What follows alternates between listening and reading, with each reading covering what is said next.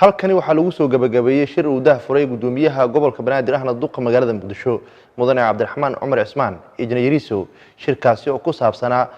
tubta gobolka Banaadir ee sanadka 2019 iyo 2020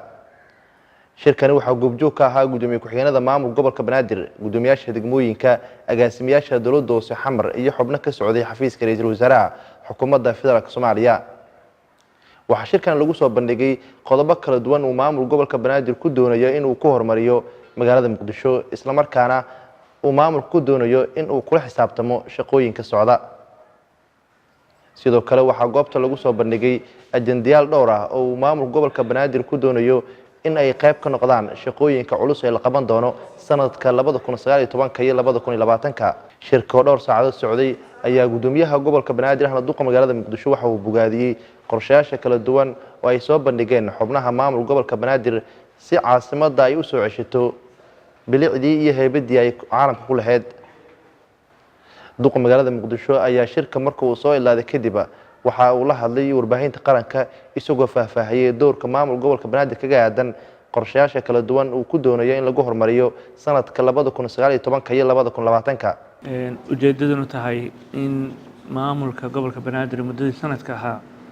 qorshayaashii howlihii la soo waday loogu diyaar garoobayo bulshadana loogu adeegayo isla markaana aan ku soo koobnay 3 tubood oo maamulka gobolka Banaadir uu yeelanayo midna ay tahay arrimaha amniga cadaaladda siyaasadda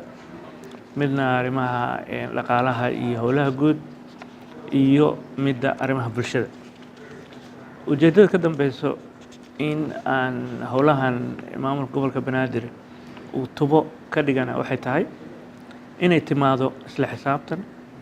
inaan bulshada aan u adeegayno u sheegno howlaha aan ugu maqannahay rajaynayno inaan u qabanno maanta waxaan soo bandhignay 85 halbeeg oo aan rabno inaan hubinno inaan qabanno muddada 2 sano ah waax walba agaasimo walba gudoomiye degmo dhammaan maamulka sare ee gobolka waxaan ku ballanay waxay tahay in uu nidaam daahfuran isla xisaabtan ah isla markaana lagu hubinayo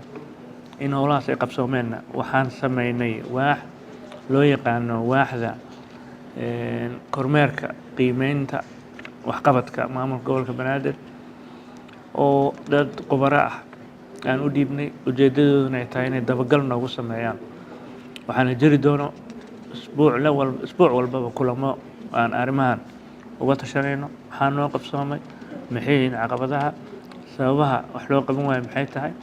bulshadana aan la wadaagi doono waxaa kaloo jiri doono in dhammaan degmooyinka iyo bulshadaba aan u tegi doono isla markaana aan ka dhaadhicin doono howlaha aan rabno inaan qabanno oo sanadkan iyo sanadka waxqabadka waxyaalaha aan sanadka noo qorshaysan ay ka mid yihiin dimuqraadiyeynta caasimadda dalka ujeedaduna ay tahay caasimadda inay la tartanto caasimadaha adduunka waxaan rabnaa degmo walba golayaasheeda deegaanka inay noqdaan kuwa bulshadu ay soo dooratay